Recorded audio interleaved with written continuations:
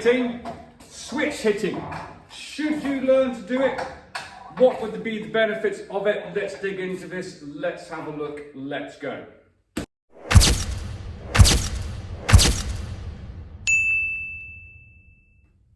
Hey team, welcome back to the channel. Switch hitting. I'm interested to see what you guys think about this as well. I've been fortunate or unfortunate over a very long career although I'm a southpaw, I've also been trained orthodox, because some people are like, oh no, you have to fight this way round. There are benefits to being able to switch hit. Not everyone can do it, and not everyone understands why you do it. At the end of the day, if you are an orthodox, just switching to southpaw does not give you an advantage if you do not know how to box as a southpaw. So open stance, so southpaw versus orthodox. There are advantages that you can take from that, but it's not just a mirror image of what you do here, this way around. It's a completely different game. Open stance is completely different to closed stance.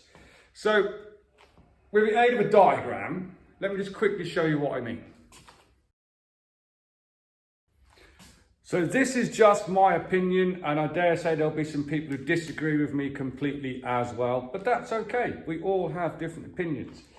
So, circle.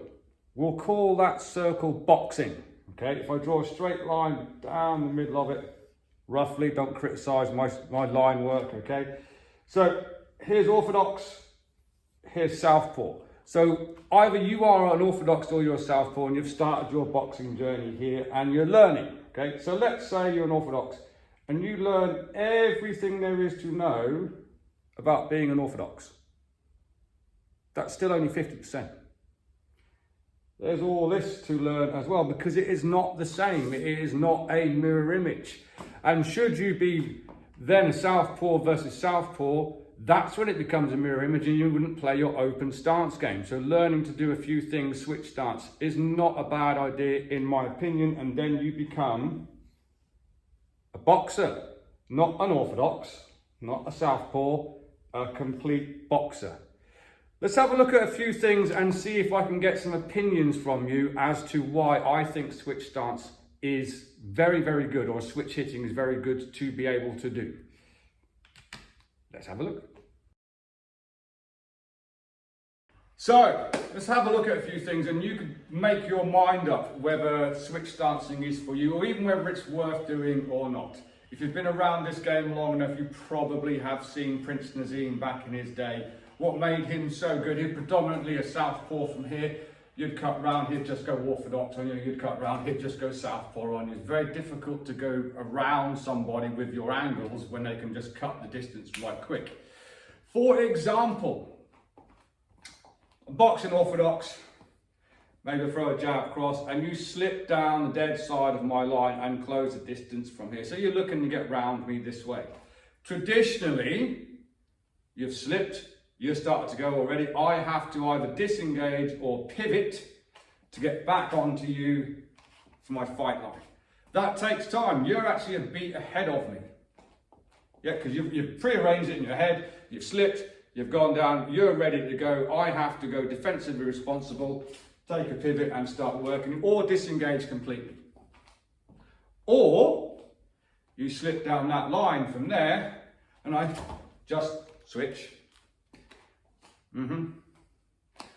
From our southpaws, it's the same thing. They go down the dead line. From there, we can either front foot pivot, come back round, or we just switch to orthodox. They slip, and now we're back to orthodox.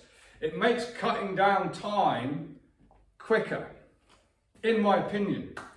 Okay, you can get on to people a lot quicker when you can work from both stances. And they've got to do all of the footwork to get around you. So that's one advantage. Of course, I think they've even started calling it the matrix step now because of Lomachenko. When he will go down, let's face it, Mike Tyson done it very well as well, who was in fact a switch hitter. Yeah, if you think about it, he would chase you around and then come after you southpaw as well. but I believe people have actually started calling it the matrix step. Yeah, when you're from an orthodox point of view, and you shoot down that line and then go southpaw and work here, then work back to your orthodox stance, or as Lomachenko does it, because he is predominantly a southpaw. Okay, he's working in an orthodox stance from there, quickly gets back to his southpaw. When it comes to ring work as well, you can cut people off really quickly being able to switch stance. Let's have a quick look at that. So there's generally a couple of things that happen if you can only fight from one stance, and that's not a criticism, particularly as beginners. Let's say we're working someone towards the blue corner, you're on a slight angle, slightly. They get to the corner and they shoot down the rope. There's a couple of things that genuinely happen, and one, you chase them. So you've done all the work here, and then you start chasing them this way, you end up running around the ring, or they escape because they start going here. It's very difficult to get back on them if you stay in that stance. I've done this hundreds of times, and trust me, it works. Only if you can do the footwork. Shut them down in the corner, they start to go, take a big step, switch stance, and now I'm around you again already. Already cut this corner off, you're going to go back that way.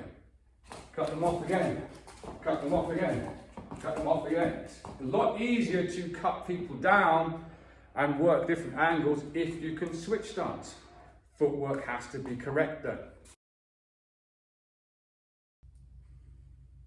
Another fairly basic way of demonstrating how quickly you can get on someone when they create an angle. Let's go orthodox again, because obviously the majority of people are orthodox. And say you cut this little angle to your left as an orthodox. What I'm imagining, I'm going to turn my back to you, I do apologise. You've gone jab, and you're cutting this little angle from here to put me in a more square stance, because you've now cut this angle here and I keep my orthodox stance. So traditionally we would just pivot onto them from there. Again, it's not long, I understand that, okay? It's not long just to pivot step onto that. However, we're boxing away, someone cuts this little angle from here. All I normally do if I'm thinking about switch work is take a line from where their front foot is, through my front foot, and out the back, that's where my front foot now goes. So I cut, let's come here. They do the same, they work this way, take a line from them through my front foot, out the back of it, put it there, and I'm back onto orthodox. There you go here, switching. So they're actually bumping all the way around here, bumping all the way around here. What am I doing? Southpaw, orthodox. Yeah, it's relatively easy to cut someone down and stop them moving somewhere if you can work it. And again, I had someone in the comments recently, and I genuinely don't care, because it was just one of those things that happened. I was demonstrating something southpaw, and I was demonstrating it from an open stance, i.e. southpaw v orthodox. And bless him, probably hadn't got any experience with a southpaw and had the criticism, and I don't care. Worst coaching I've ever seen, you shouldn't be doing blah, blah, blah, blah, blah, blah. Clearly doesn't understand an open stance situation and how a southpaw would be working in orthodox differently to how they would work in a closed stance. Again, if I'm southpaw and you are orthodox, my open stance game is way different to what it would be if it was southpaw v southpaw. If it was southpaw v southpaw, I would be just back into how I would coach anyone to do closed stance, orthodox v orthodox, because it's different. So there's three things to look at really. Is it southpaw versus orthodox, open stance? Is it orthodox v orthodox? Then you might want to make a switch if you understand how to play the open stance game. And if it's southpaw v southpaw, I then don't play my open stance game and then go back to my closed stance game. I.e., either stay this way round and work my closed stance game, everything nice and tight, and work the angles exactly the same as I would do if it was orthodox v orthodox, or switch, so now it's open stance again, orthodox v southpaw. Knowing how to box like a southpaw also puts me in a good situation as an orthodox against a southpaw. It doesn't become such a then. So let's have a look at a couple of drills on a bag, basic drills that you could do to feel whether you want to have a go at switch starts or not.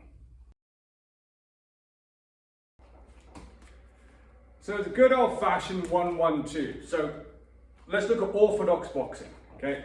We like to go to our left, yeah? We circle around this way, it's it just works well for us. That's why you see the orthodox a lot of the time are circling clockwise, okay? If you're like me, I can do it southpaw because it's my main stance, I can't do orthodox. If you're like me, in an orthodox stance, and find that difficult to do to your right, because how it should be is go step, then left hand, left foot, right foot. If you've never thought about that before, that's how it should be. You probably do it backwards, right hand, left foot, and right. That's really awkward, there's no power on any of the shots. You might want to consider, if you can't do it, switching and doing it in a southpaw stance. Just saying. So what you get is, if you can do it in a southpaw stance, right and right, left and left, there's no reason why you can't switch that. So you could have a go at that on the bag. I'm not going to do it particularly hard, so you can see what I mean. Jab, jab, cross. Jab, jab, cross. Often catches an orthodox out because you're going the opposite way to what they would normally go. They want to go this way, so you can shut that down, instead of just doing this clockwise rotation all the time. This is just a bag drill. I wouldn't advise going jab, jab, cross, switching jab, jab, cross from here. It just gets a little bit manic, but it's something for you to play around with to see whether you like the idea of being southpaw.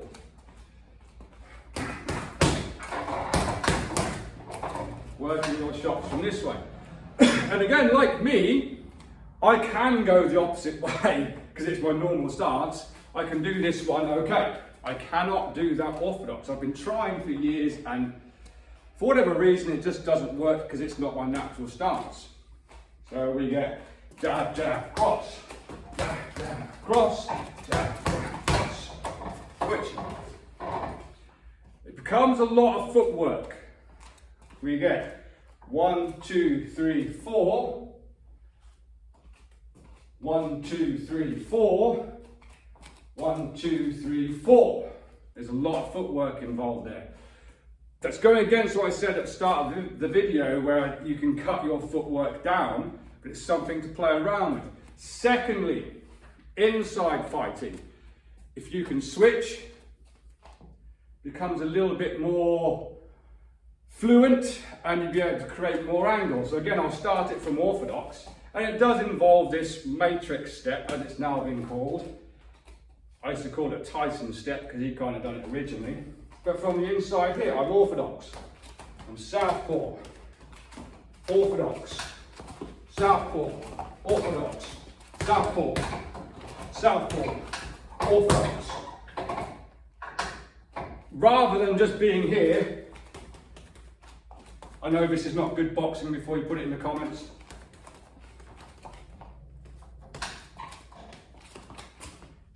Yeah, there's more advantages to being able to switch and load your body mechanics.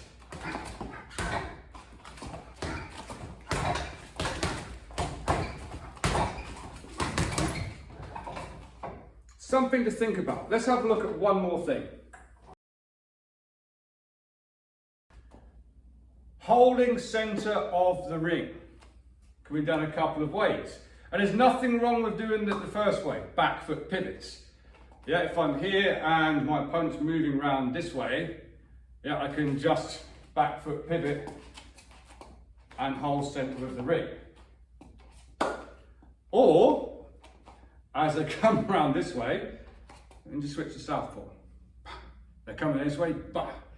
Start coming back that way, just switch back to orthodox. And all I'm really doing is, here's a 90 degree, and I'm in a boxing stance, toe heel line, feet 45 degrees, hands up, chin down, elbows tight. And all I really do is, that foot stays where it is, and I just move that foot there. Go back that way, move that foot there. So I'm just turning, so the weight's on my back leg, weights on the back leg, and you can incorporate them into some back foot pivots if you wanted to. Yeah.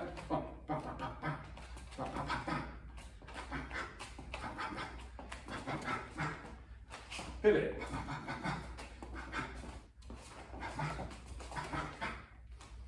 And being able to mix and flow between the two stances does have a huge advantage. And my opinion, that's not then I'm a southpaw, I'm an orthodox, I'm a boxer. There's a difference to it. Switch hitting, it's not for everyone, but how will you know it's for you if you don't give it a go? Just bear in mind one thing. If you're an orthodox, just going southpaw does not give you an advantage. It doesn't make your opponent go, oh no, they're southpaw. What am I going to do? Okay, and there's a lot more to it than you get some people who will just say, all you need to do in southpaw is make sure you have your foot outside their lead foot and you've got an advantage. No, wrong. That's not how you fight southpaw. I will quite often have my foot on the inside. That's not wrong if you know how to use lane theory, what's available, and punch probability from there. It's a completely different game. But stage one of finding out whether you like switch hitting is to have a go at some basic drills. Yeah? Maybe just do some of your normal drills in a southpaw position. See if you like it or not. Some of you might go, actually, I really don't like that. Cool. Stick with your orthodox or stick with your southpaw if you've switched to orthodox. It's not for everyone, but you can cut angles down very, very, very quickly, and you can catch people out as long as you understand why you're doing it. Not for, I'm going to catch him out by going southpaw. No, all you've done is switch stance. There is a completely different game to being closed stance, i.e. orthodox, orthodox, southpaw, southpaw, than it is the opposite way round in open stance.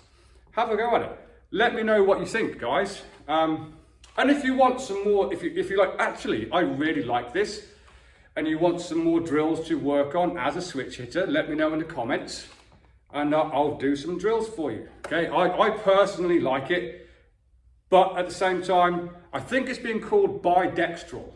I'm not ambidextrous. It's not I can do everything with both hands.